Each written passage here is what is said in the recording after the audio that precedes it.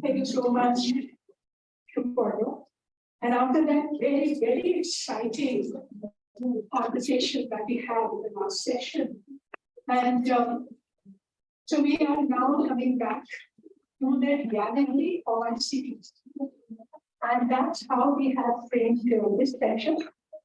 And this session, we just going to do a deep dive into what it means to be living in a city in India and Africa, especially from the perspective of the air we breathe, how we travel, how we live, how we build our houses, our institutions, our buildings, and what it really means from the perspective of public health and climate change. So we are going to make one of these linkages, join the dots, and understand what the challenge that we are talking about and what solutions are we looking for. So this session, as Shubham said, we are going to, so I and Jane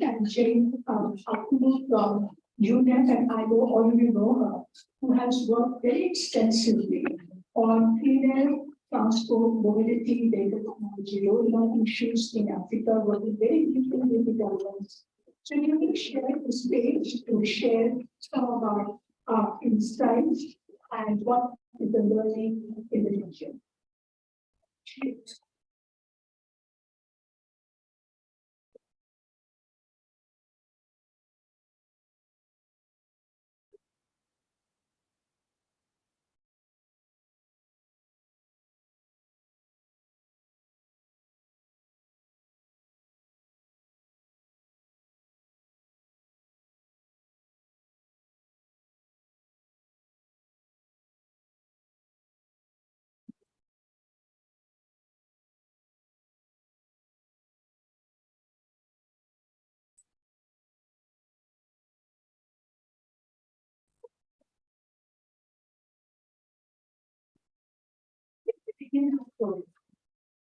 And we will begin with air quality.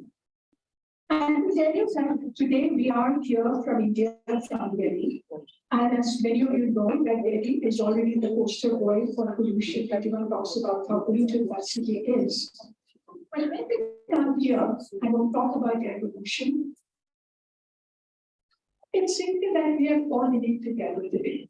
And when you look at the map, the global map, and the data that is emerging for cities of Asia and Africa, we understand that what the common challenge is. And for global map, as you can see, Africa, South Asia, and deeper into Asia, that's where you see the red hand. And that's the common challenge, the public health crisis that we're facing today.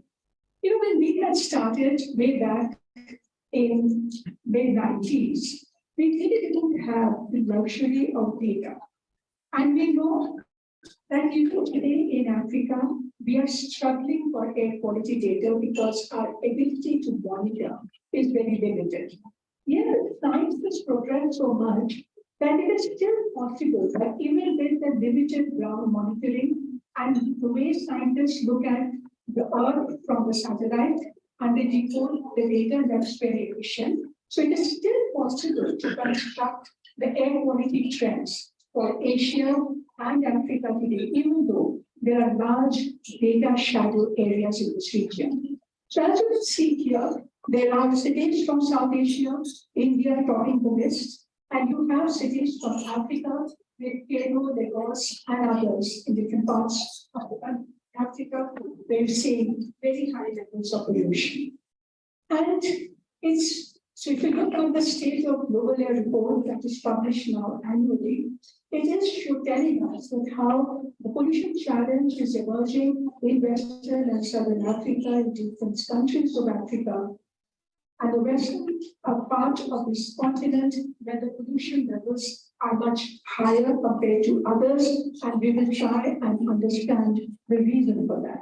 And we're talking about the tiny particles, what we call PM2.5. They are so tiny. I mean, we always say that the size of one human hair is 50 micron. So imagine a size which is 2.5 micron, which you cannot even see with your eyes. But when you breathe, that would go deep inside our lungs and break the blood barrier, hit all organs of the body, and as it makes it to the bloodstream.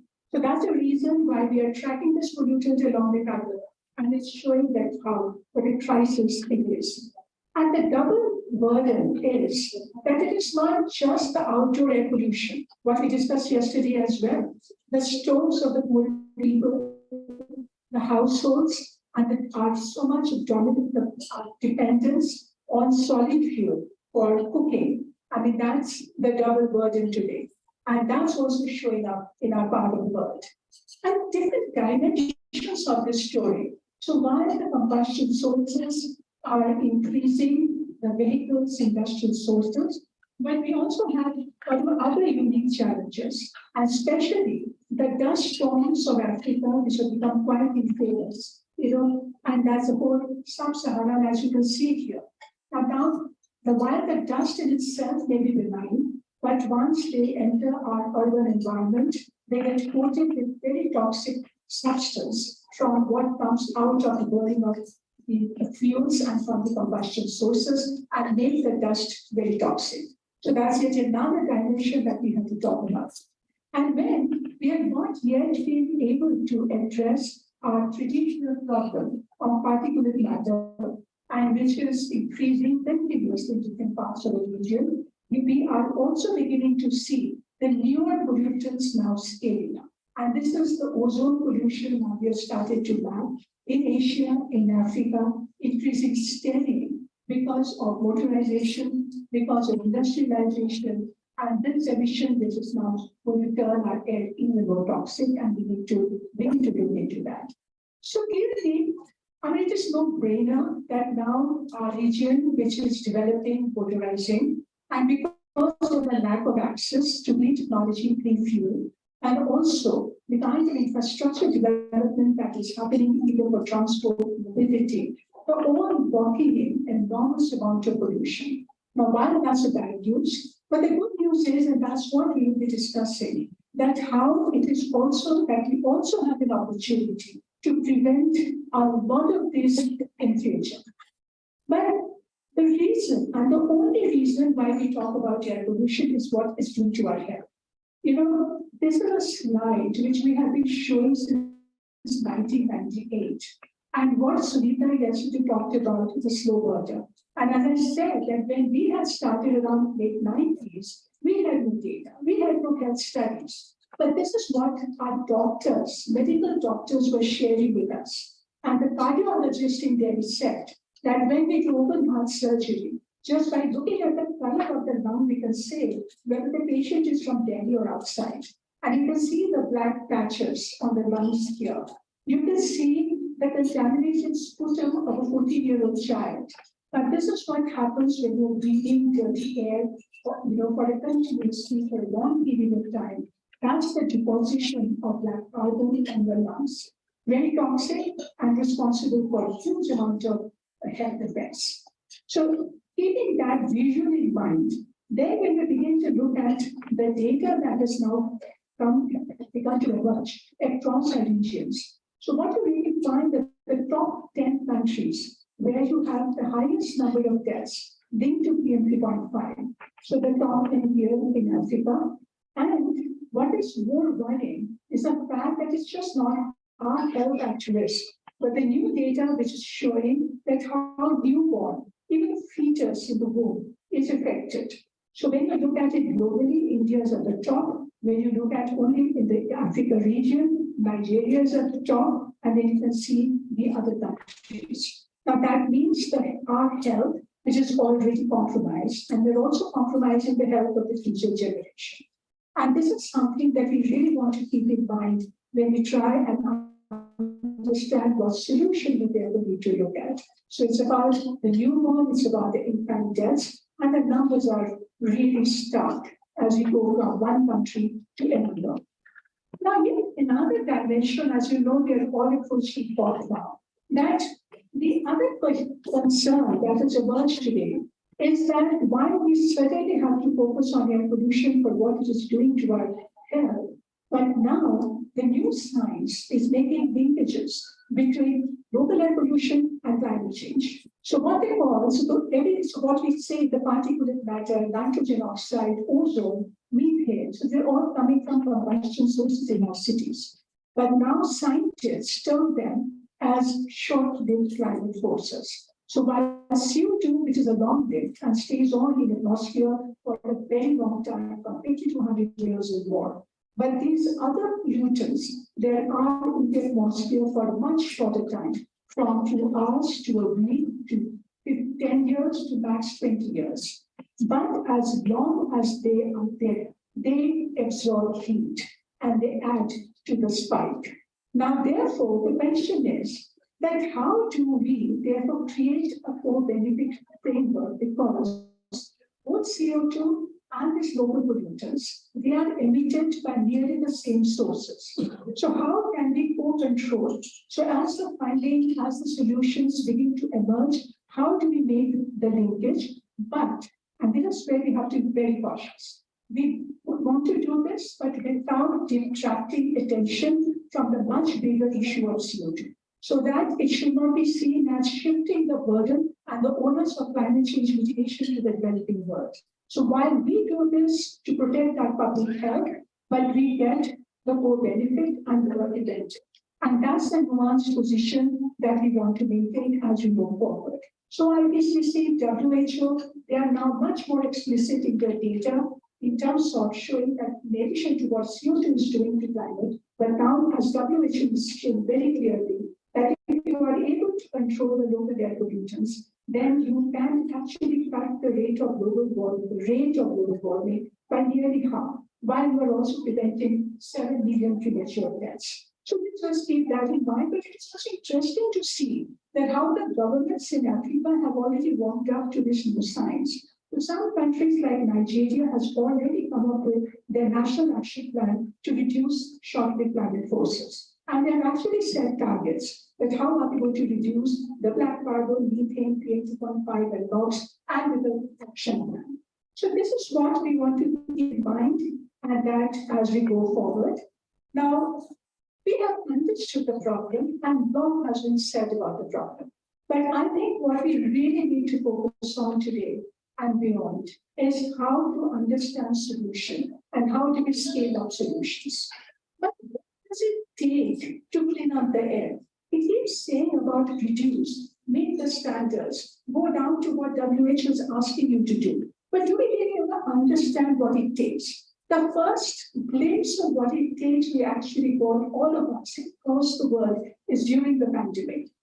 Now, during the pandemic, and if you look at all sources of pollution, so that was a time when everyone wrote about the blue sky, that how the air had cleaned up completely.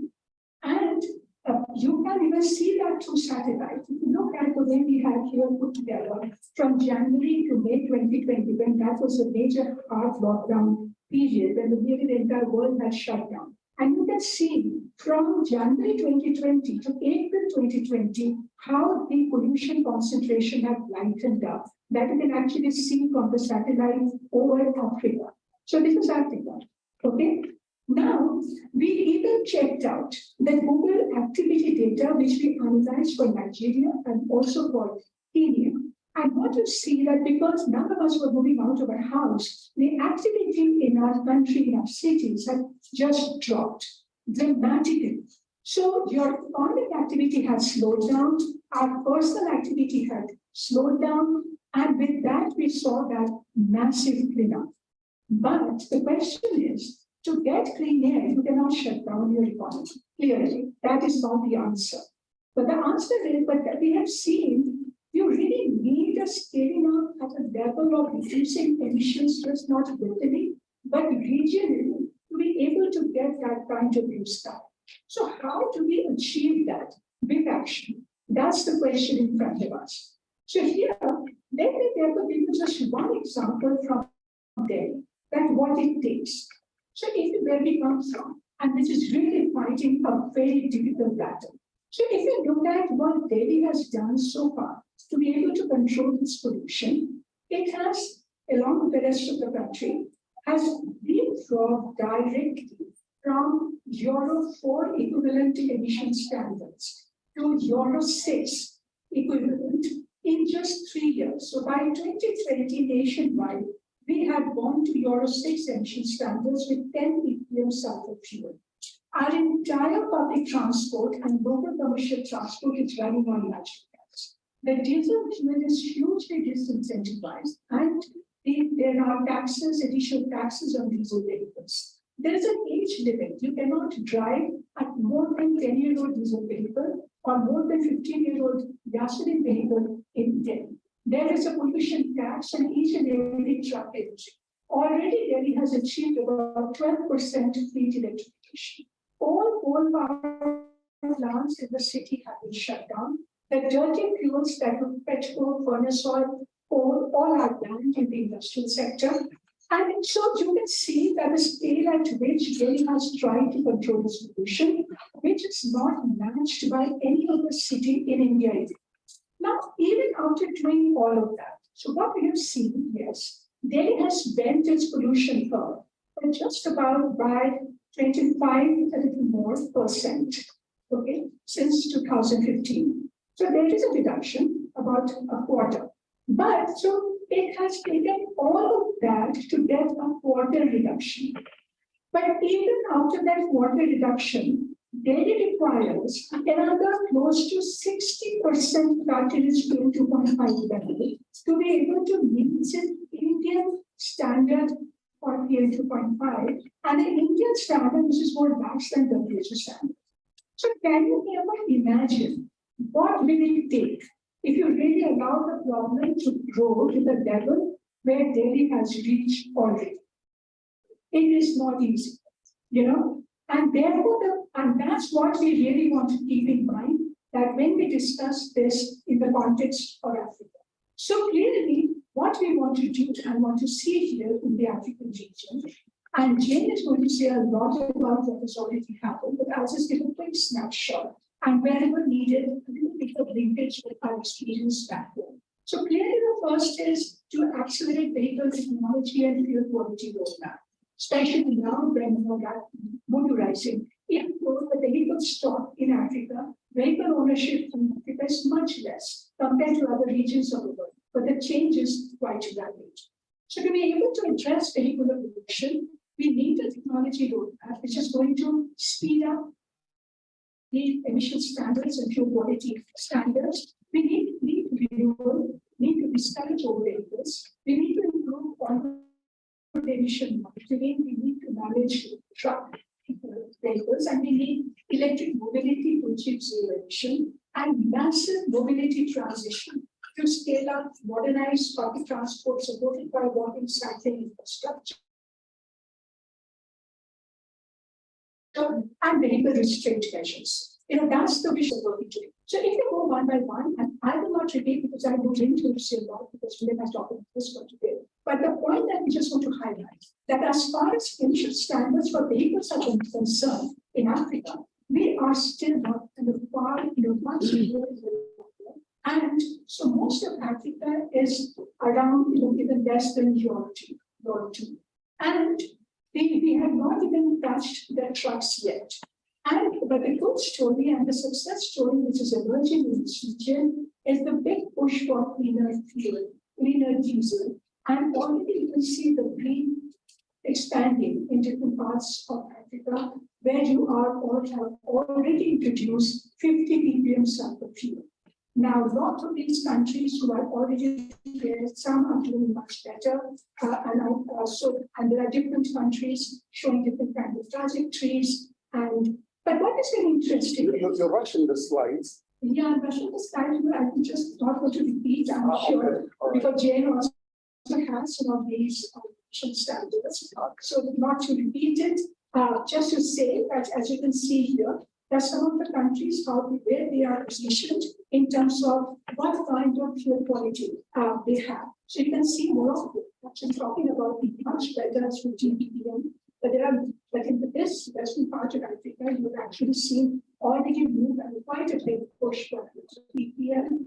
But whereas you still have many parts of Africa where you have more than 5,000 or between 2,000 to 5,000 ppm sulfur diesel. And as you know, that diesel that we are really worried about, that highly toxic emissions, it is a classified carcinogen. And we certainly would want to see expansion of diesel fleet in this region. So while it is important that you are able to improve and accelerate emission standards to improve your diesel vehicles and other vehicles, but it is also very important that we should also be able to contain this consumption. It's very interesting in Africa when we looked around that in some parts like Angola and Madagascar and others, where you have diesel consumption as high as 70 to 80%. So Botswana, Namibia, and all. But in Nigeria and Tanzania, what we found is fascinating that how they have controlled visualization. It is not a unique example in the world where they have traditionally taxed and priced diesel higher than petrol gasoline. And then just a month back when I was in Nigeria, government had taken a massive decision to do away with all their fuel subsidies. So now the subsidies taken off and the 6 times increase in transport fuel in this country. But even after that increase, the diesel prices are higher than gasoline prices. And that's what has, so these are something, but at the same time, what we are seeing, the great interest in wherever it is possible to go for fuel substitution. That's where we see some synergy with experience in Delhi. That when we could not clean up our diesel quickly enough, then we had also gone for fuel substitution strategy. That's when we moved all our buses and commercial transport out of diesel and moved to natural gas. And I was seeing the same thing happening in Nigeria right now. They're talking about it, scaling it up, and they're already crunching numbers to show that what kind of emission benefits are we going to get when they do this kind of replacement. But the other big story that is unfolding in this region is that while motorization is taking off big time, that it is also blocking in enormous energy. And that's the reason, because your vehicles are not that fuel efficient, and we do not have, you are talking about emission standards for local air pollutants, but there is no regulation for fuel efficiency. So when you look at the average fuel efficiency of the vehicles in this part of the world, in Africa, in different parts, then clearly they are much more inefficient than what we see in other parts of the country. But that's also because that's a phenomenon that I and Jane will, I'm sure, will be within. The whole challenge of used vehicle import, as you all know, that what we are receiving today from the other parts of the world, and without any fuel efficiency regulation, and because there is no curve on that, so we are beginning to see a huge energy wasting as well. Now, what is going down? Because what is interesting is that your fuel quality standards are improving, as I showed you. Okay, you are investing in cleaning up your fuels, but you are not being able to push the emission standards for vehicles, also the fuel efficiency standards for vehicles. And the reason is the heavy dependence on second-hand vehicles that you are importing from other parts of the world. And this is huge, it's enormous dependence that we're talking about. If you look at the direction of the trade, most of the vehicles are coming from Europe, Japan, US. I can see them from India. In fact, from India, the share has also increased now from 7% in 2015 to now. So we really need to understand this. Now, what's interesting is that the governments in Africa, they have strategies that they're adopting. But the strategy is to put an age cap.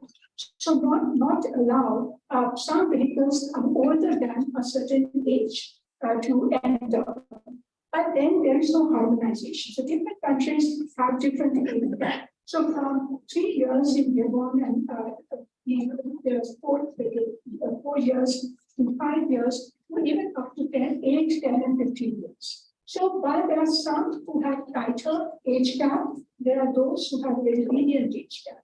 But then there are some who are also combining at least some emission standards the taxation measures that we have seen that the imported vehicles that are now linked to these higher taxes. So some of these newer strategies are also beginning to emerge. And so if we go country by country, that's Kenya, Ghana, Ethiopia, Nigeria, they all have evolved their respective strategy. And in fact, we see that starting like, for instance, I think the Mauritius, they are also making up their taxation with the engine size so that you are able to reduce the energy bustling. Then there is also the Ethiopia where they are low tax on public transport vehicles and reducing that. So there are a lot of different strategies that are coming up. But it's still not effective enough to be able to address what is needed to be able to control the import of used vehicles. And clearly, therefore, there's a huge scope for regional harmonization, at least at importing countries, where you certainly need to vintage, right? And certainly it has to be below parameters. We need tax measures to make later vehicles more expensive and encourage new highly electric vehicles. We need to link emission standards to efficiency limits with imports. We need to ban vehicles which have very high emissions. And I think Kenya also has an emission measure and some others, where after importing, you're also subjecting them to emission checks. But then how rigorous that emission check is, that will determine a local plan. We certainly need to give a platform to harmonize all these regulations across Africa. And we need to adopt a established policy that beyond the point that very old vehicles will have to be scrapped. And it should not be thrown aside, because you have to understand that closing the loop on that waste is absolutely critical to be able to recover a lot of the material from that used vehicle that can again be brought back as a resource. But this game cannot be won only with what importing countries can do. We now have to think in terms of what exporting countries need to do as well, and a lot of accountability will also have to be fixed there. The developed world, whether that's Japan, US, Europe, they are all trying to lead there, and they have a whole range of policies to fast track renewal of their fleet. In Japan, it becomes very expensive to own a vehicle beyond its 4 or 5 year of age. So which means that people begin to dump their vehicles sooner. But we also now need that to have a policy where the exporting countries, they need to have their own circular policy, at the same time stop the export of these old vehicles. And I mean, there has to be some screening method. And so this one global platform is will have to be created to be able to take that responsibility. Another solution, and that is something I'm most excited about. Because as far as we remain locked into the ICE vehicles, the internal combustion engine, we didn't have our own capacity to produce and manufacture vehicles or import vehicles meeting the best of emission standards. But what we are beginning to notice now, and this is a story unfolding just not in Africa but across Asia, and because of the simplicity of the technology of the electric vehicle, right? It's just a simple, an ICE vehicle, an internal combustion engine will have 2,000 moving parts in it. Where an electric vehicle will just have, less than 100 moving parts in it, right? And a lot more simpler, and as a result of that, it will be easier to develop manufacturing capability in our part of the world, which we are beginning to see already. That's very interesting that the EV sales have started in Africa, and the IA is already noting the trend, even though the base is very, very small. We're really talking about a few hundreds of vehicles. But what IA is saying that from that very low base, we are beginning to see an increase which is as high as 90%. Right? So the small market size, limited model still, but EV market share overall is less, 0.1%, except Mauritius, where we're talking about 1.7%, which is not bad because for a long time India was also in that 2% market. So we are beginning to see the change. And in different countries, South Africa, Kenya, they are showing the growth in the EV cars and in the vehicles, and even as you can see here, the public charging stations, how they are increasing in South Africa. So we are beginning to see the investments flowing.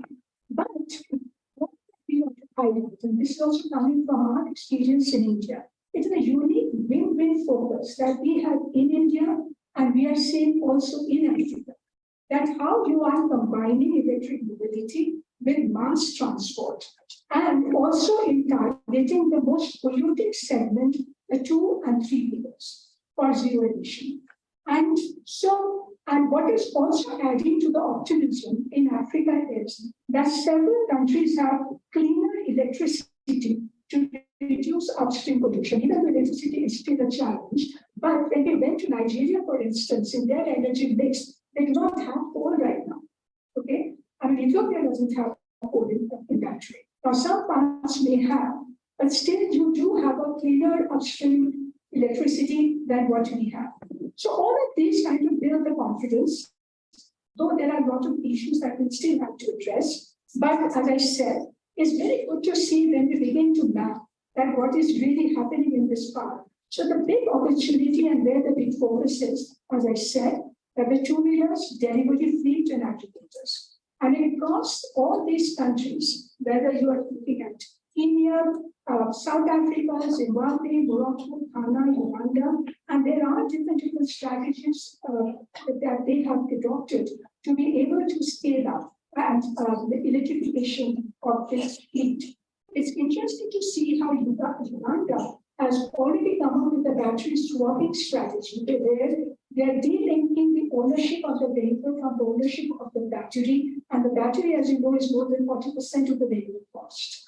So you can just charge your battery and you rent a battery. And that helps you to reduce a lot. And they have done this for 2 years already.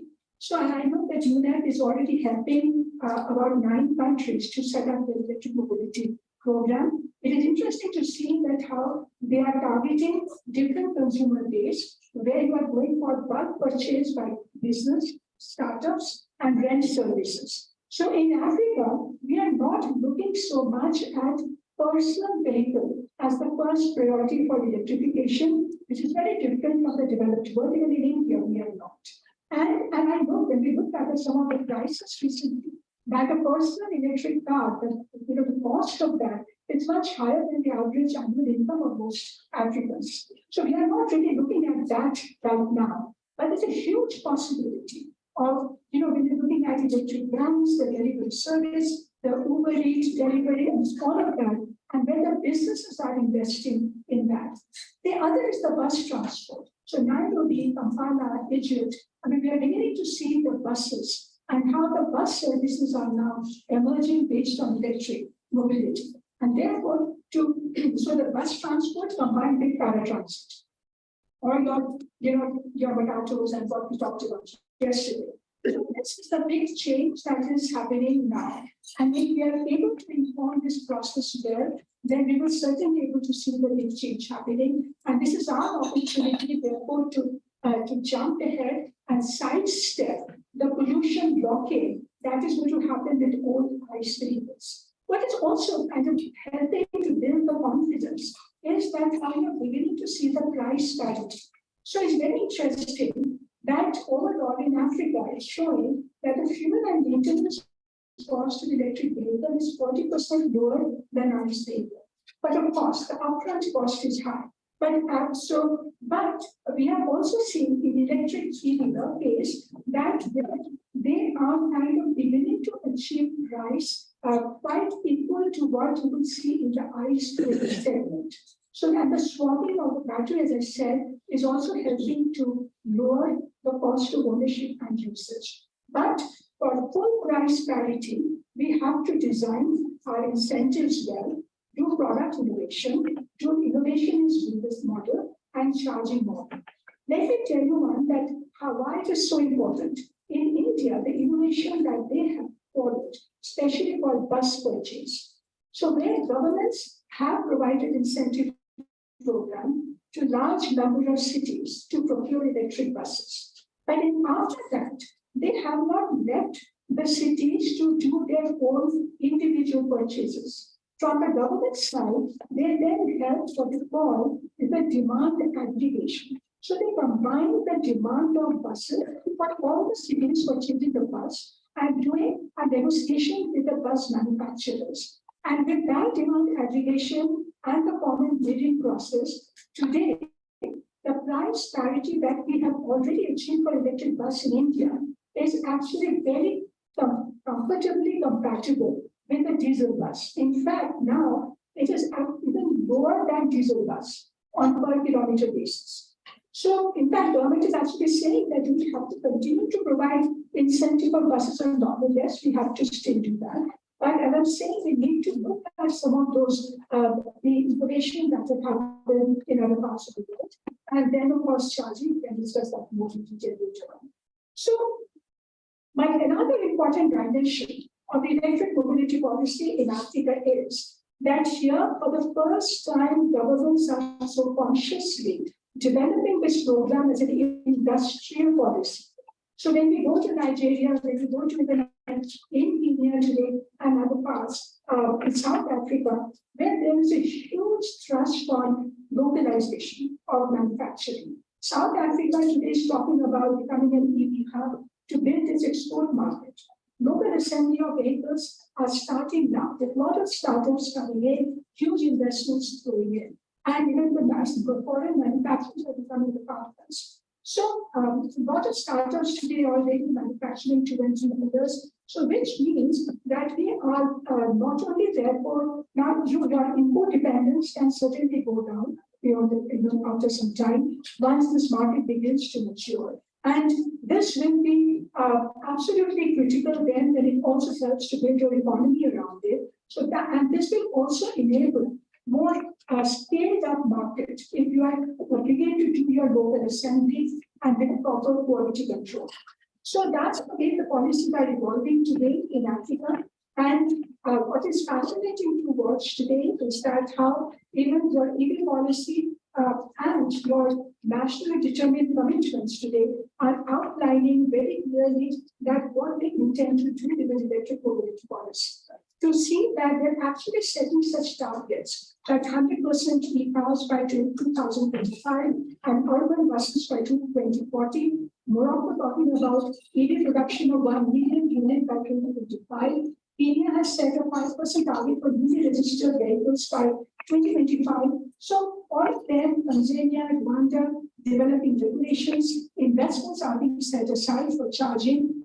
And then, so there's a whole new excitement in the region that is coming up now. So one by one, I'm not going to go into the detail, we'll share this with you. But we have seen, like for instance, in Nigeria, where we were there recently, like how governments are now designing their incentive program, what they plan to do, how they are planning their charging infrastructure, keeping in mind that electricity access can be a challenge. They are now coming up with modular design for solar power charging stations, and we saw some of those models there.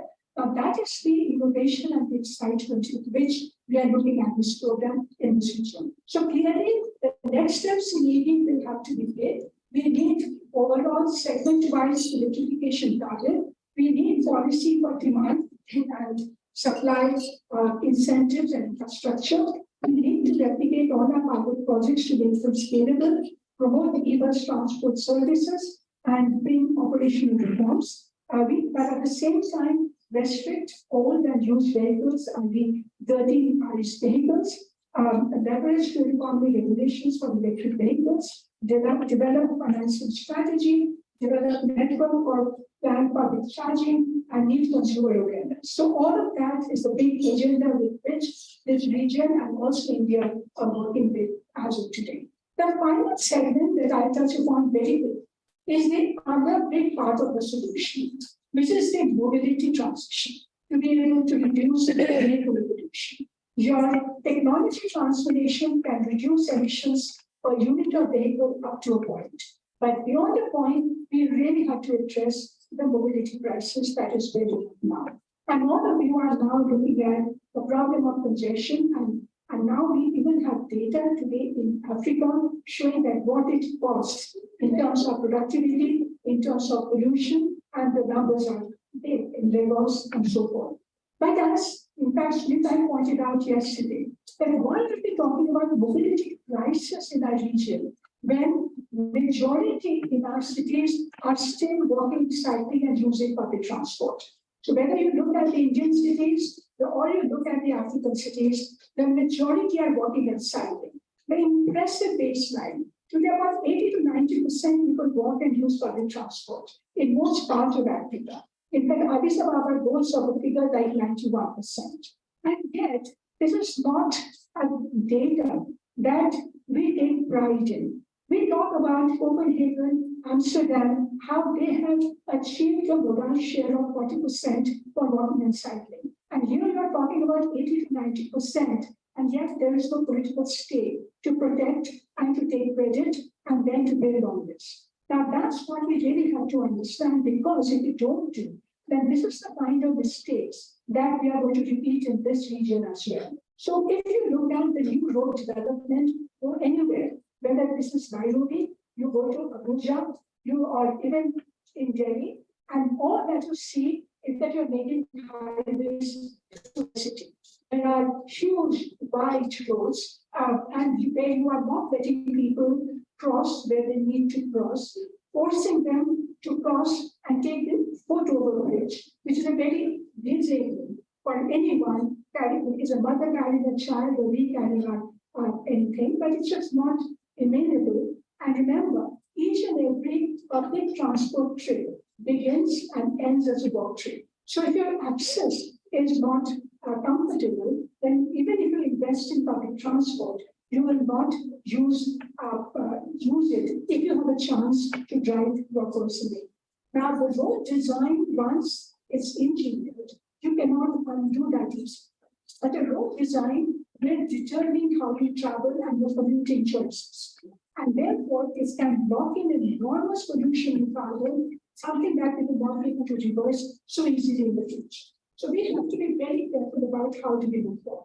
Yesterday, somebody had asked a question, where is Africa leading? In fact, I would say that despite the problem, this is where Africa is leading and doing much better than even what Indian cities are doing today. So if you look at the amazing scale at which public transport, and especially bus-based public transport, is being scaled up, whether that is in Dar es Salaam, Lagos, or Johannesburg, even in Nairobi now, and other parts, that and we will hear more about this from Jill.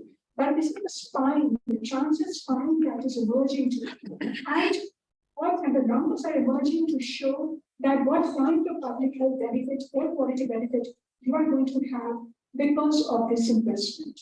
And this is what that requires scaling. It's fascinating. When we were in Dar es Salaam a few months back, and where the government itself is doing the number crunching to show that how in reality that in both peak and non-peak hours, the buses can maintain a good speed compared to other modes of transport. And they're saying that even when there's quite an extensive BRT, it is very well used. But even then, it is getting overcrowded now, just showing what is the dormant demand for public transport, and we really have to build more.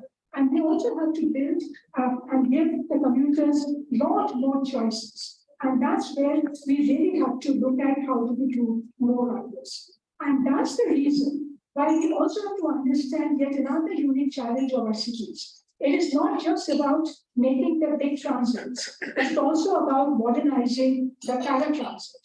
You know, what we talked about, the Bora Boras, the Matatos, the Dalalas, you know, in different cities of Africa.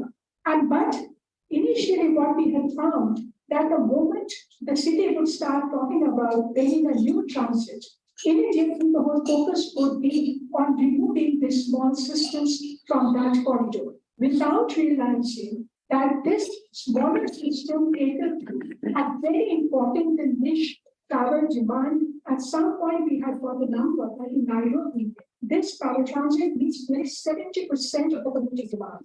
It is not something that you can replace overnight. So they have to remain, but you have to modernize them.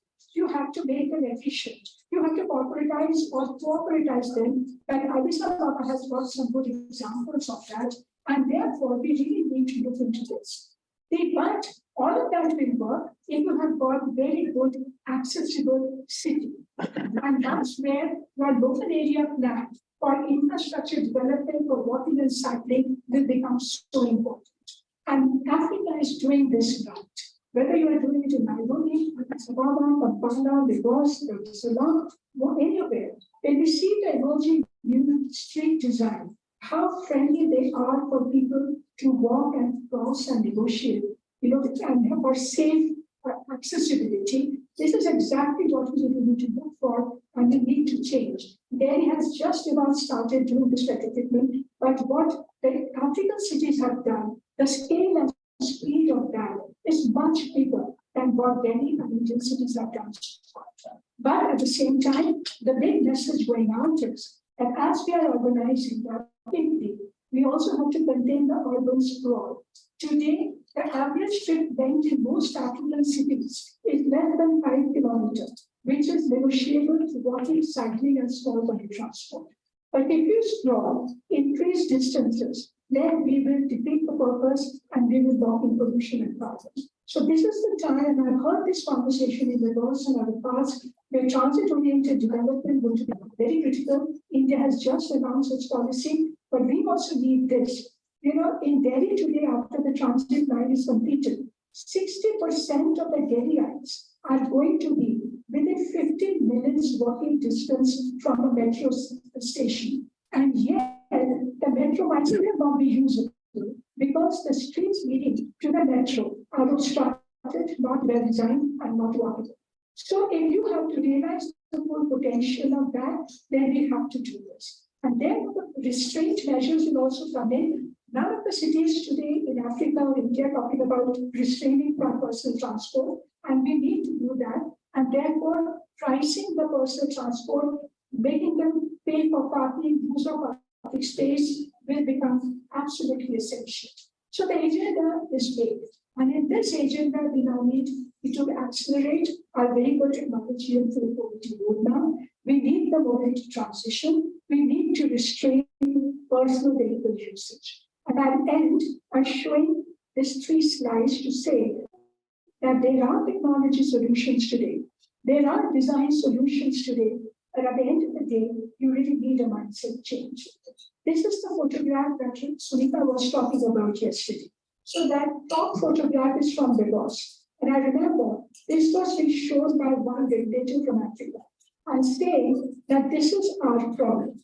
So when I had to counter this by showing that other photograph from Los Angeles, saying that no, that is not your problem, the problem is this, right? That is where you have the public transit, people walking, all we need to do is to modernize that system so that people don't become like this, okay? So don't make a mistake. And I'm doing a mistake, it's a big problem. That today, all these big cities around the world are actually breaking down their infrastructure for freeways and flyovers. We can't make a mistake and then undo the mistake. That's too expensive for us. So don't repeat the mistake. And my last slide is, here a Dutch minister comes to visit the Queen on a bicycle, right? And in our part of the world today, they are not allowed to enter a 5-star hotel in a bicycle. Now, why are we not changing the established privileges? When all of us are walking, cycling, using public transport, then why is the car, which is the wrong, which is not part of the solution, getting all the privileges? And that's the question, that's the mindset change we need if we want to get the clean air or climate change solution in place. Thank you. So now I'll not take the questions now because I and Jane, we are going to be talking about almost similar issues. So Jane will make her presentation and then we will take the questions again. Thank you, Angelina. Ambitious. Not very ambitious. What I would say is that Angelina has given a picture of what needs to be done and the solutions.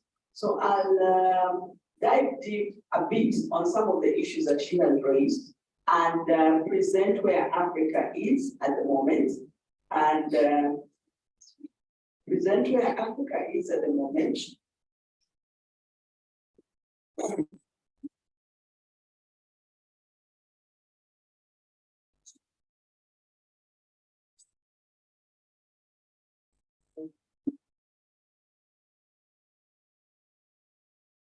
So I'll dive in a bit on what where Africa is, because some of the solutions are already being implemented in the third region. But where the civil society comes in, where the media comes in, is an increased scale time. Yeah. Or introduce myself. Okay. My name is Jane Apu. I work for United Nations Environment Program. The headquarters is here in Nairobi, and I work in the Sustainable Mobility Unit, and I'm the focal point for Africa mobility activities.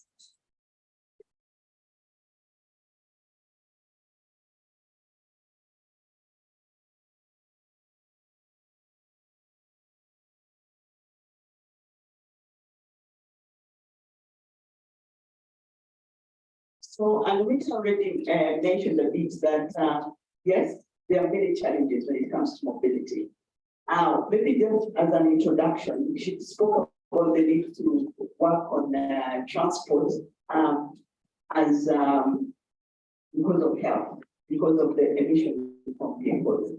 I would say that definitely that's the main reason. And today it is a problem. In Africa, we lack a lot of detailed data in those small PM 2.5 that affect health. We don't have many cities that are really, looking at that and apportioning it to transport. But like I think 2-3 years ago, the University of Nairobi did that, looked at these small particulates and the transport segment, and they found that in Nairobi, about 40% of these small particulates that are harmful actually from traffic. And they even considered the dust, the road dust. So it is a big challenge. A lot of times when you go behind a car, a truck, a bus, you see the black smoke. That's some of those, are not that dangerous. Some of those big particulates are able to be trapped on your nose street. But the very small particulates that you don't even see, those are the most dangerous. So we know that it's been a big challenge in Africa for a long time, but the situation is changing. But it's changing rapidly. I know there's been efforts, and that's what I will, zoom in a little bit on what Anita has presented. There's a lot that is happening to improve on mobility within the continent. The same issues that I was asked to also present. What is Africa doing to accelerate to cleaner vehicle technologies, shifting to electric mobility, promoting social practices, and investing in walking and cycling? Africa, and Nita also had this slide. We did a report, the first report we published in 2020 that looked specifically at these vehicles. Where are they coming from? Where are they going? And 2021, we published a new, an updated report, and we're in the process of updating that currently. What we saw is that, of course, these vehicles are coming mainly from Europe. They are coming from Japan and the US, a bit from Korea, and now from 2019, China has also changed their policy to start exporting these vehicles. But the biggest exporters of these vehicles are especially the two, Japan and the EU, and Africa is the main importer of these vehicles. If you look at the new vehicle industry, very few countries, a bit in the North and South Africa, are the manufacturers of vehicles. The rest of Africa is actually reliant on import of these vehicles. For us, it's not, I would not say that we need to ban import of these vehicles. We just need to strategize to ensure that we import cleaner and greener vehicles. And I think that's where Africa the challenge lies. What kind of used vehicles do we import as a continent? And as I said, Africa, is a continent that imports the most. So when it comes to cleaner technologies, we've supported around 30 African countries to look at what kind of vehicles are they importing? And this is specifically when it comes to energy efficiency. So there are several benefits when it comes to cleaner vehicle technologies. Vehicle efficiency means how much fuel are you consuming per kilometer? So the world over, the vehicle manufacturers have been given targets. If you look at Japan, if you look at the US, if you look at Europe, vehicle manufacturers over time are told to produce a vehicle that runs maybe, let's say, 15 kilometers per liter instead of 12 kilometers per liter. So they are already given targets, and they are moving towards more efficient vehicles, which means that their vehicles are able to consume less per kilometer. And those are the vehicles that we should be encouraging in Africa, importing those vehicles. But on the contrary, if from the studies that we've supported and worked with governments and the university, you see that the line at the bottom is on the EU, where the EU vehicle consumption, fuel consumption is that. And they are about 5.8 liters per 100 kilometers. And you see most of Africa, actually in all the African countries that we've worked with, except maybe Mauritius, they are well above that. They are even well above the global average. The brownish, maroonish line, we've supported about 70 countries in the world to look at their average fuel consumption. And you see a lot of the African countries is well above. We are not attracting fuel efficient vehicles. And how do we do that? Through taxation and policy. One of the biggest challenges is also our diesel, our engine capacity. Africa, we are importing heavier and heavier engine vehicles, especially if you look at the diesel vehicles, we are importing the SUVs and all that. So that is one of the biggest challenge that is contributing to this. So what can countries do? And Anita presented on what Mauritius, I think a good example. What has Mauritius done?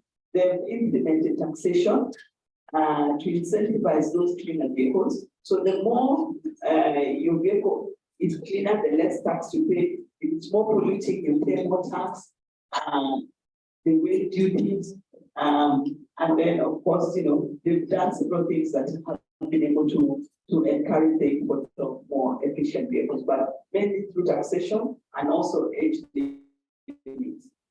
In West Africa, this is the first African sub-region to come up with a roadmap, a harmonized roadmap. So the 15 West African countries, ECOWAS countries, in 2020 adopted fuel economy roadmap, fuel efficiency roadmap that also has some targets towards electrification.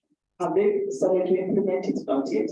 And I think that's where the challenge for many of the African countries is at adoption of standards, but implementation takes a bit of time. And that's where I think the media, the civil society have a big role to play because, I think governments need to be put on check, to be able to implement some of these adapted standards.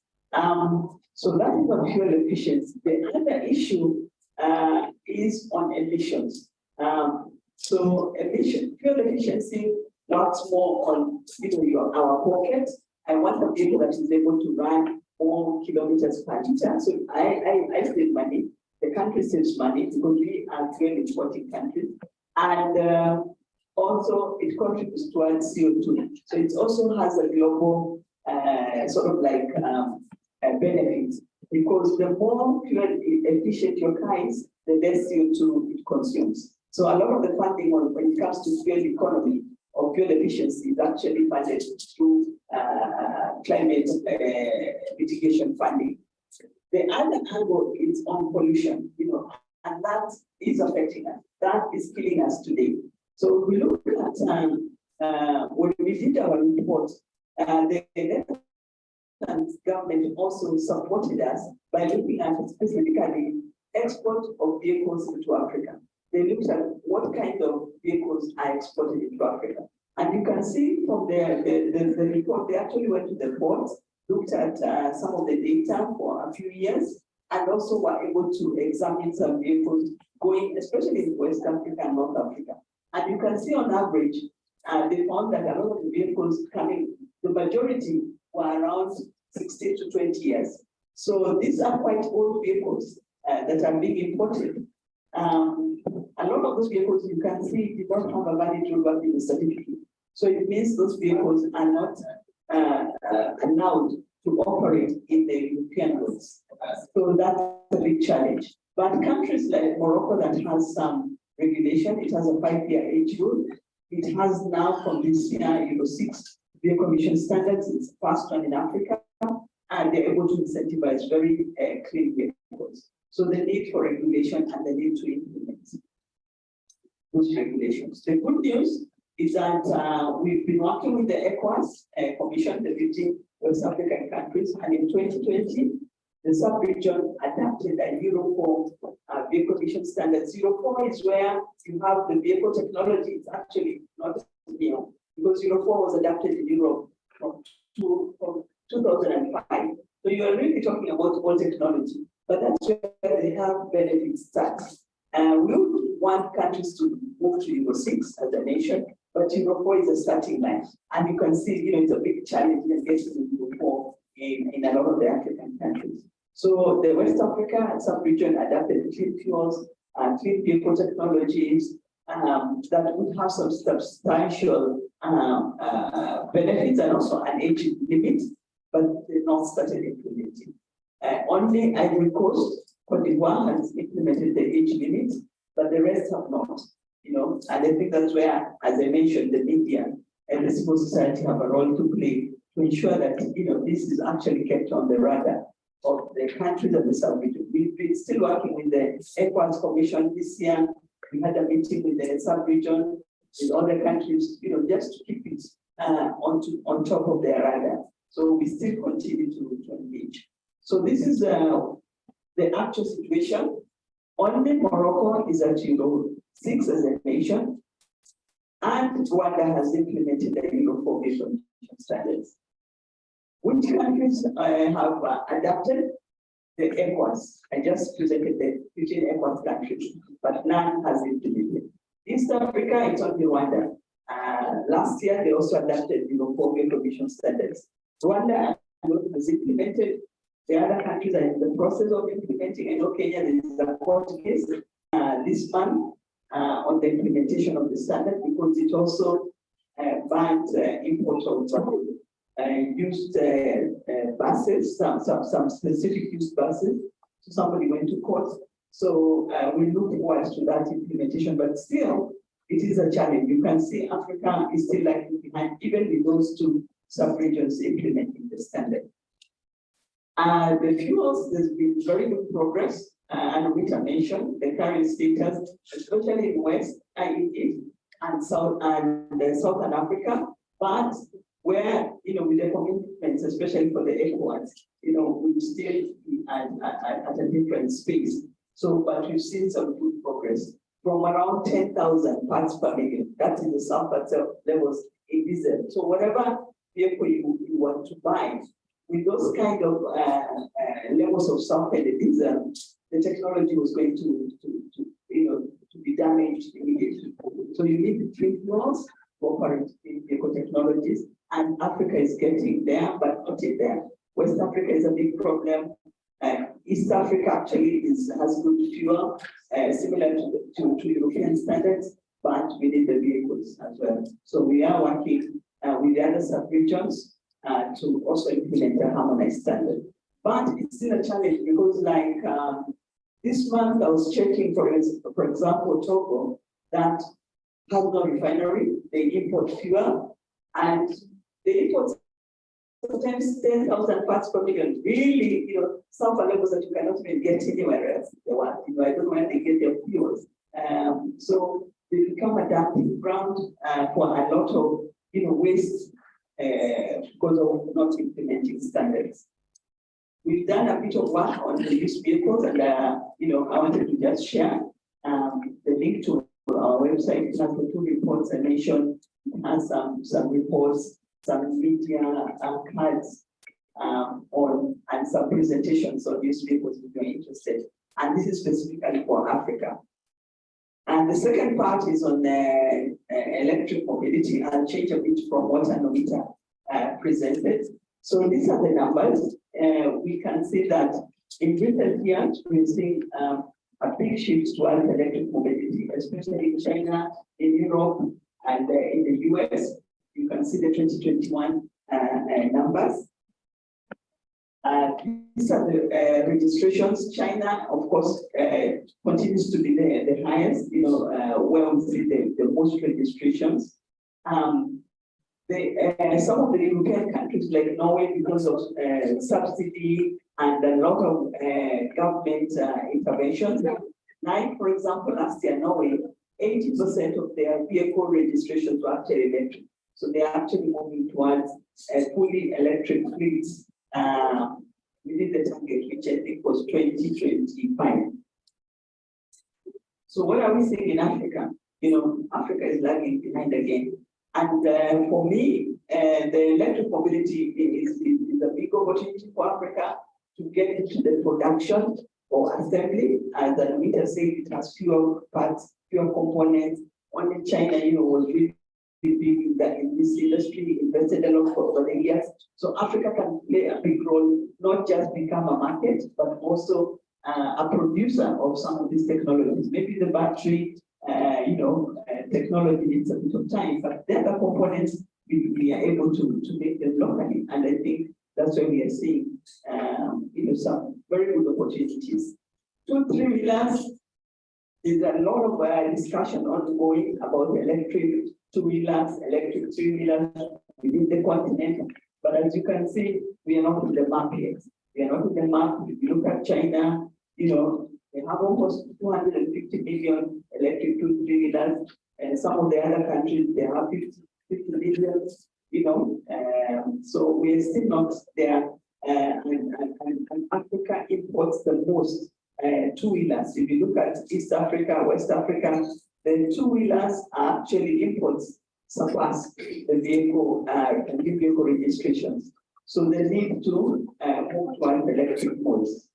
This is, for example, Togo. You can see the vehicle population, but the 2-wheeler population. That's a big, opportunity for us in Africa. What is Africa doing? There's a lot that is happening, and we can just share a bit of that. This, and we have it on the website. But a lot of the African countries are looking at strategies. We have pilots in about 20 countries, actually. Some on electric 2-wheelers, some on buses. We don't have programs on vehicles. The fuel economy program that we implemented, I started initially by showing you the fuel economy of fuel efficiency. That's a program that transitions towards electric personal car, passenger cars. So we have a lot of programs in many of the African countries on buses and also on 2-wheelers. When it comes to buses, of course, Africa relies a lot on the informal sector. Very few articulated buses or formal buses. But the good news is that a lot of the African countries are actually now looking at BRTs, the bus rapid transit, because they realize congestion is a big challenge, and also shifting towards cleaner modes, electric modes. Many of the cities are now looking; they're doing total cost of ownership, and are able to see that it makes sense. So we've been working at Dakar, Senegal, and they are taking one route actually to implement electric buses on that corridor. And then they'll be able to replicate it. For Dar es Salaam, we supported them to look at to develop a roadmap, to also look at the total cost of ownership, and that's the roadmap, which also includes some CNG buses, but also with a significant shift towards electric buses. We've, and this is also online, have a study that looked at suit-free buses. Funding is a big challenge when it comes to suit-free buses in African cities. So how do we make cities ready and present them towards investing in suit-free buses. So we have a study that looked at several African cities and looking at what are the financial requirements, technical requirements, enabling requirements to move towards suit-free buses and e-buses. And then the last is on investing in walking and cycling. And I think Anumita already presented on this. We are working with several cities, for example, Nairobi. We've worked with the Nairobi County to develop an NFT non-motorized transport policy for the city, and also to develop a matrix that looks at earmarking investments for walking and cycling. We are also supporting some cities to design walking and cycling infrastructure.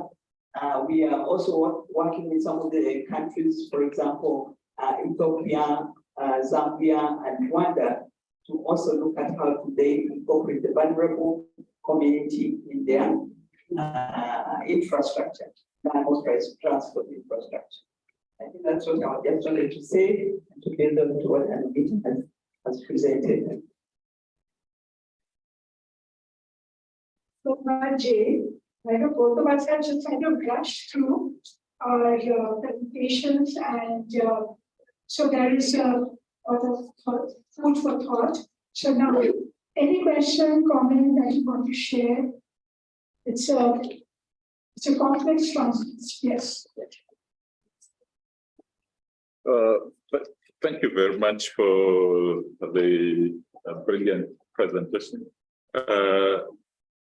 I've seen a lot of talk about EVs and so forth, but one of the most neglected mode of transport that has endured for years is the use of the donkeys.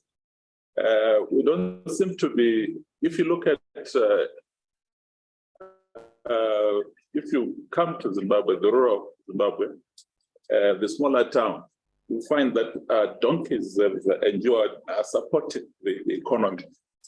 And we are not doing much in terms of, there are only a few NGOs that are supporting the rural community in terms of the welfare of the donkeys, how to keep them on the road and to protect that sector.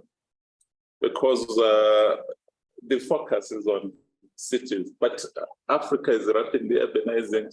Most of the rural areas are urbanizing. And that aspect, the use of the donkey, you know, the donkeys are quite a huge economy for rural economies. They've endured, and little is being done on that sector. So I wanted to hear what is happening in terms of looking at those neglected aspects of transport. And then the second part is on the local manufacturing of vehicles. What is happening, I think, is the most African countries, including Zimbabwe, they lack support in terms of how to restructure the vehicle manufacturing policy.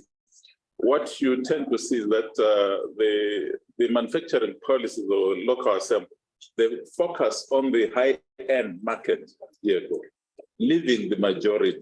So what you have is a mindset that everyone is just hoping to own a car.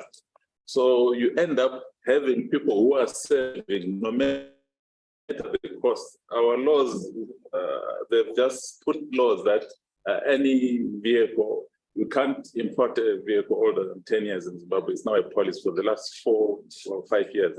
But most middle-class professionals are having to save, no matter the expense, to import a car.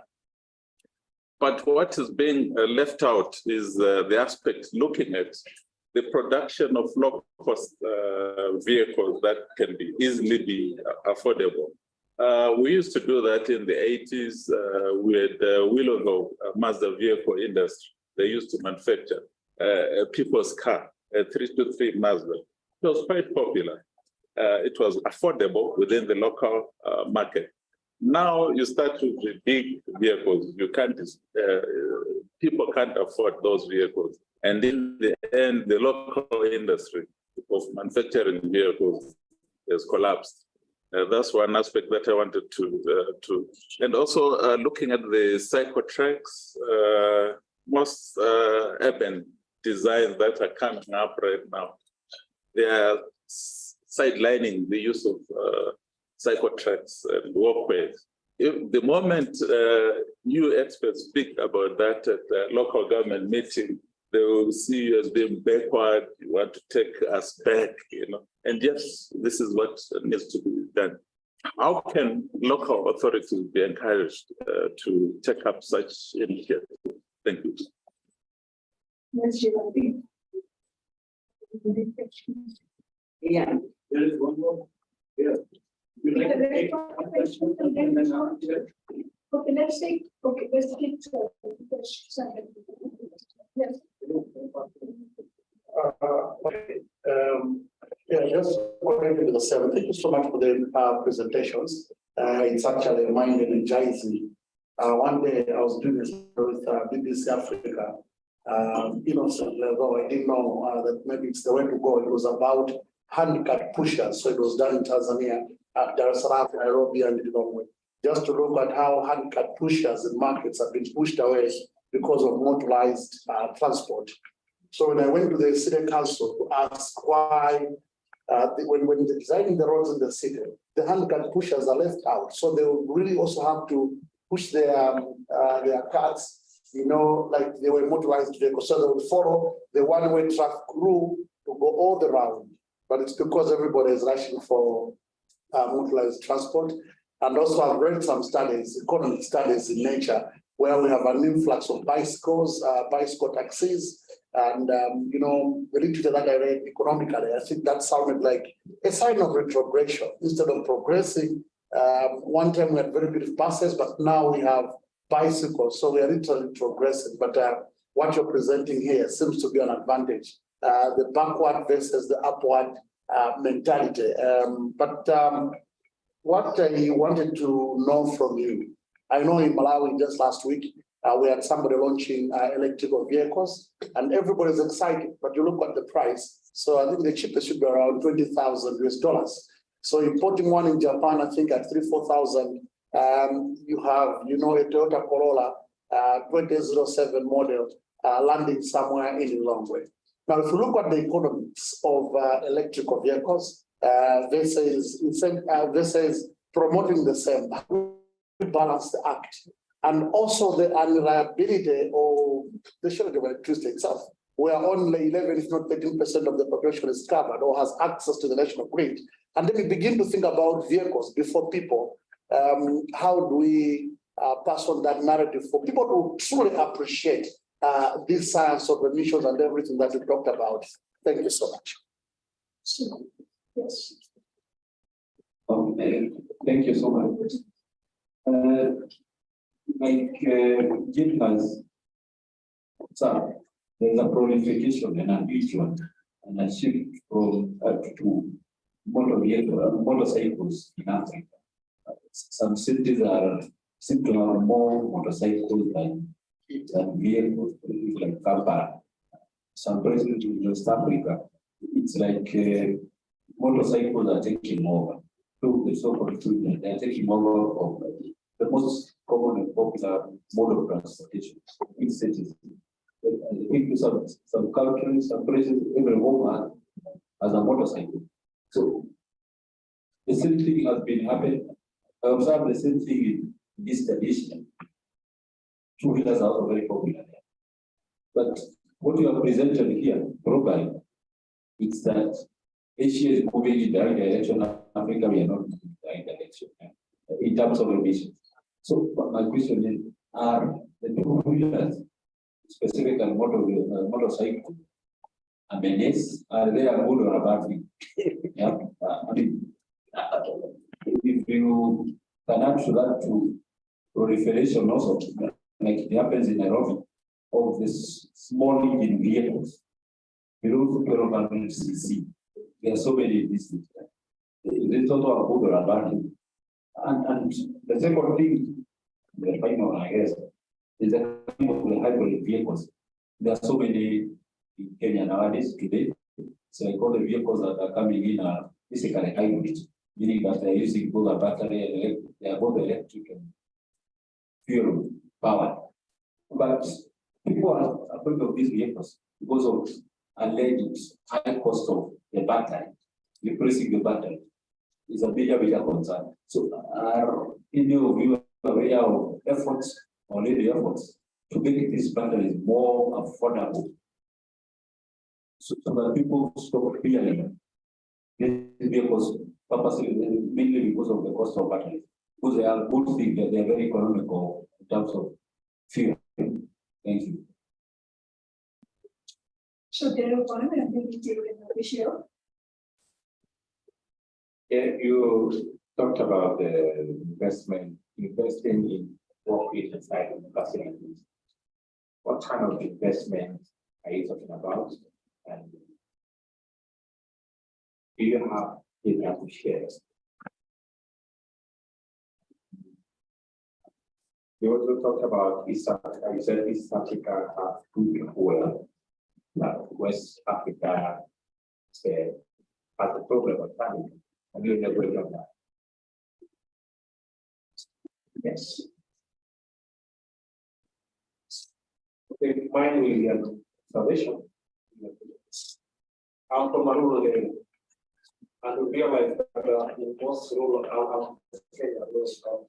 and we realize that nowadays most governments, not only in Kenya, have been getting big loans in Kenya. And they have been a tendency of getting up roads. So the side effect is that when roads are open, people think more of buying things. Because, for example, when you have big highway, people don't have the problem of application. But then we realize we have some rural towns which never had towns. But now they have towns. So if you come from far, you feel like the next thing is so on this issue of things we talked about having at least we can also look at smaller town connections so that we can hear. Because now when we were growing up, this is like where I come from, we never used to have jams. Nowadays, even in rural towns, we have jams. We should look at a little bit to that. Then most of all vehicles, like in Nairobi, we always end up when they are just like if they are last place, then user they end up in most rural areas. Depend that there's a home and there's a vehicle somewhere with some place, use a chicken. So some of these vehicles are not going, they end up. And then the problem of now carbon emission and other issues also now end up because most of those old vehicles they end up the old tractor which are diesel tractor. But at least when they are doing some of the old issues, A lot of questions very interesting, a lot of issues that are unique to the situations. Yes. So maybe what I'll start is by giving there was a time I was in a panel with former Minister of the Environment from Germany, and we were talking about mobility and pollution issues. And one of the things that came out was that if you look at a lot of the African countries and you saw the data that Anita presented, which I did not want to repeat, is that we are facing traffic congestion. We are facing problems today in almost all African cities. But the vehicles are not yet even here. You know, if you look at the motorization levels, for example, in Kenya, the last time I looked at our data, we have like about 38 vehicles per 1,000 people. In Ethiopia, it was I think 7. You know, it was 2, but it's around 7 or less. So it's less than 50 vehicles per 1,000 people in almost all the African countries, except North and a bit of South Africa. If you compare that with Europe, let's say Germany, actually, it was about 500 vehicles per 1,000 people. In the US, it's about 800 something. So you can imagine with 30 vehicles, less than 50 vehicles per 1,000, and you're sleeping, you know, I had to come home, you know, when you're traveling, you plan 2 hours, you plan, you know, when you're going to the airport. So the problem is it's still going to get worse. So what do? because we are at our infancy. So that's why transport or mobility is quite important for Africa today. As the cities grow, as the cities expand to secondary cities, we need to start planning today. So what can we do? So what did Germany do? Apparently for the 70s, the government started investing in public transport, making public transport as accessible, as efficient, as easy as possible. So from the 70s, it took them decades. Today, they are getting the price for that investment. If you go to Berlin, today, it's a lot easier for you to use the train, from the airport to your hotel. The Uber you pay, I don't know how much. Your vehicle, vehicles, people prefer using the train, and you use the same ticket for the train. If you're going to use the bus to maybe another leg or to your hotel, so it is integrated and it is the cheapest. So people do not see the need to buy a car today. They buy a car if you go traveling over the weekend, if you want to go, let's say, a country or something. So it's not for everyday use that we what we use the car for. And the other thing, what the minister mentioned is that the young people today leaving the university today in Germany, they don't even buy the car. Even the one car that you want to see, for convenience, they don't buy it. Why? Because shared transport is so cheap.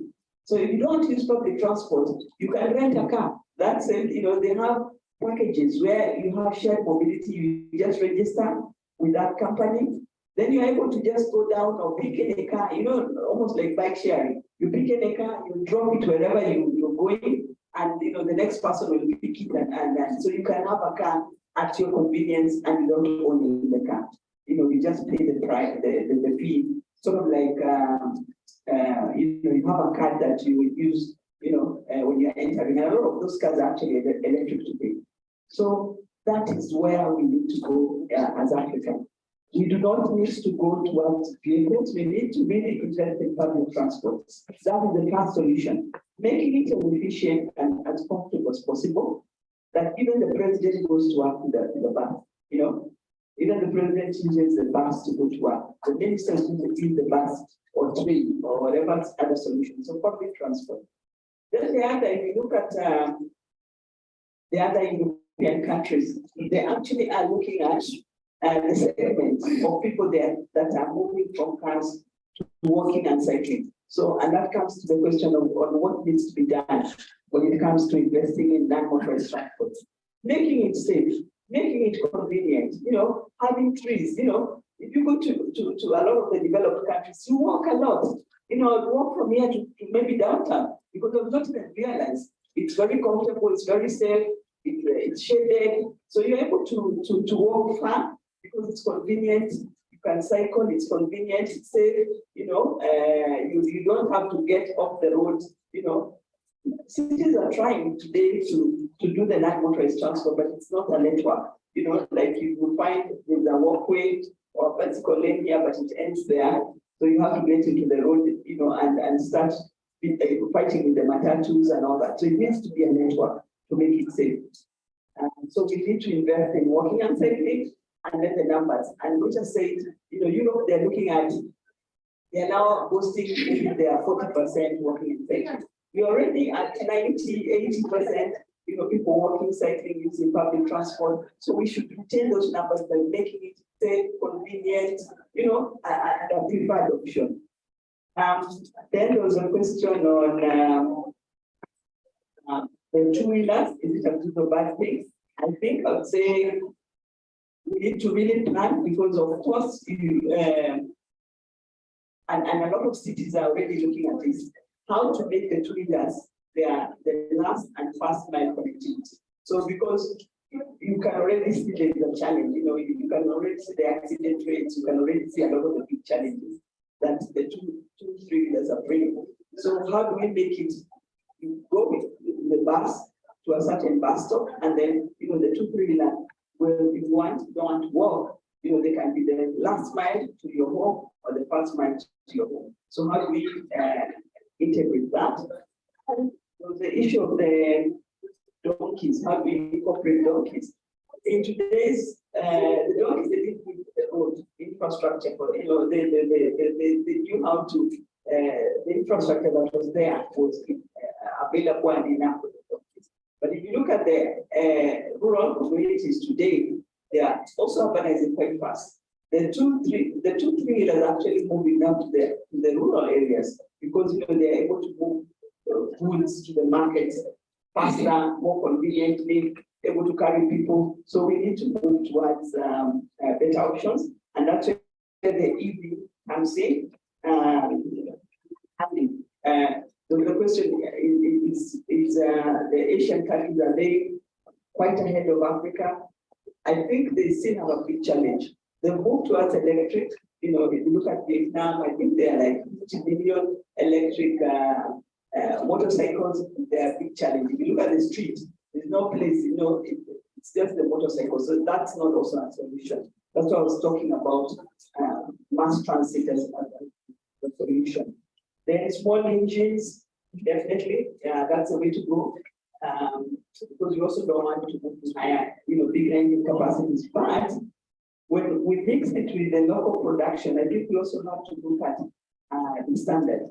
Because a lot of times we miss out the local production we see in a lot of the African countries. They miss out on the critical emission technology. So yes, we want local production, but we also, we are tackling pollution. So how do we also ensure that the local production is at Euro 6? We do not want a Euro 0 local production because it's going to be still a challenge. We need to have the good vehicles today because they will get another line, up country, as already mentioned. So we need to really ensure that the vehicles that we get in today are as clean as possible. And that's why I started by saying these vehicles per se, they are not bad because we've done studies. And these are the brand new showroom vehicles. In our showrooms today, they are not clean, because we do not require some minimum technologies. So we found some of those vehicles are actually imported. These vehicles are cleaner than some of the brand new vehicles being sold in Africa because of not having good standards. Then another question is batteries. I think the last one is maybe batteries. So batteries, definitely hybrid, that's a big problem, not just for hybrid, but also electric cars. We are seeing Africa getting a dumping ground for very old end-of-life electric cars, coming when the battery life is almost at the end. So we need standards. I think the bottom line for us, when it comes to clean mobility, we need standards because it will be quite expensive. Battery, that's the cost of the car, the big cost of the car, and then disposal of the battery is a big challenge, especially for electric vehicles. Battery disposal is also hazardous and needs to be really handled well. So that's a big challenge.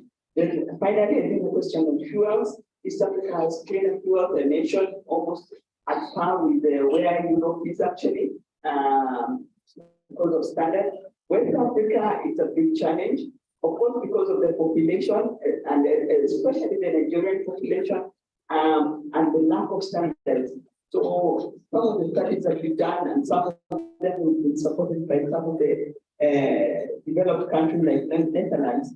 And to look specifically at the fuel being exported to West Africa, it has toxics, it has, it has a lot of, and there are reports actually that have already been printed on this fuel. It's very harmful, and it's because of the lack of standards. It makes for example, the sulfur levels in the fuel quite high, not acceptable in a lot of the countries, and it's something that we are also addressing with the exporting countries to ensure that the fuel being exported. So we are working with the importing countries to put in place standards, but we are also working with the exporting countries to ensure that they do not dump waste into Africa.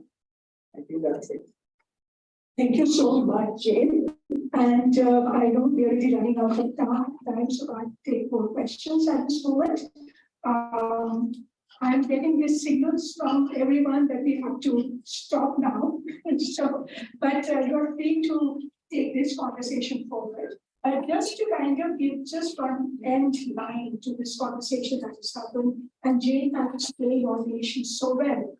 Looking at this issue from the perspective of the community of journalists in India, let me tell you that it is absolutely essential to get the narrative right on mobility, to be able to build support for the right solution.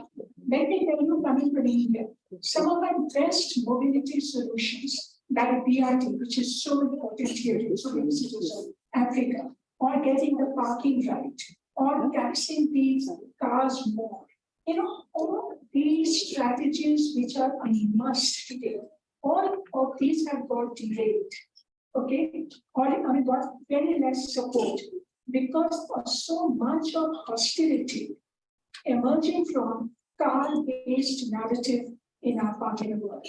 And I'm telling you, this is also likely to happen here because more we begin to depend on automobile for personal vehicles, whether two-wheelers or cars, it is going to establish a vested interest in personal mobility and protecting the car. And more of that happens, and it will happen in the minority, because not the majority is going to own and use a car. It's a minority, but the powerful section of the society who are going to use the car. And therefore, when you will be asking for more road space for walking, for cycling, for public transport, giving privilege to walkers and cycle and public transport, there will be a backlash. And we already are noticing some of these in different parts of Africa where governments are finding it tough to push some of these and get them implemented. So that's the reason why it is very important that we deepen the understanding of the solution so that we do not increase dependence on personal mobility, scale up public transport, as Jane has said. But scaling up public transport will also happen if you're designing your city right. Keep the distances small, don't sprawl, okay? So that urban farm-based code will become absolutely critical. Zero emission vehicles are only a small answer to the big problem. But the zero emission will have to come more from walking and cycling and using public transport rather than depending on electric two-wheelers or electric motorcycles, which is ramping the cities of Asia today. So that is not going to solve the problem of congestion. So therefore, mobility transition is what we really have to ask for, make it scalable, build public support and policy support for this if we really want to see the big solutions being lost, right? Thank you very much for this conversation. And I'm glad that we had this conversation in this way now. And it's time for lunch. Shubhanu, you want to add something? A big thanks to you. Thank you again. Thank you. We are breaking for lunch now, and I would like to expect all of you to be back here by 2:30, please. 2:30 to 5, so that we can begin our next session together. Yes. Lunch at the same place downstairs. Are we getting any coupons or something like that today also? Yes.